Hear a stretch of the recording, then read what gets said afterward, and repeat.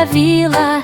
Tem um segredo que todo mundo cochila. Dizem que é grande, dizem que dá medo, mas ninguém conhece o seu verdadeiro segredo. Ele tem pelos verdes, olhos a brilhar, cuida das flores, gosta de ajudar. Enquanto o povo sente um frio na barriga, ele só quer um amigo pra sorrir todo dia.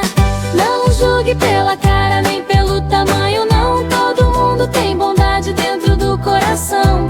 O monstro é gentil, só quer amizade. Um abraço sincero muda toda a verdade. Não julgue pela cara nem pelo tamanho, não. Todo mundo tem bondade dentro do coração. O monstro é gentil, só quer amizade. Um abraço sincero muda toda a verdade.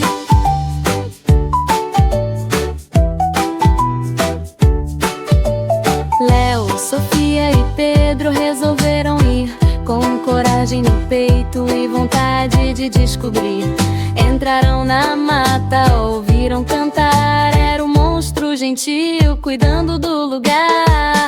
Ele não gritou, nem quis assustar. Deu um sorriso tímido, começou a falar: eu só cuido da floresta, gosto de ajudar, mas tenho medo que não queiram me aceitar.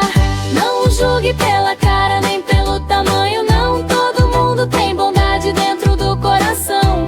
O monstro é gentil, só quer amizade. Um abraço sincero muda toda a verdade. Não julgue pela cara nem pelo tamanho, não. Todo mundo tem bondade dentro do coração.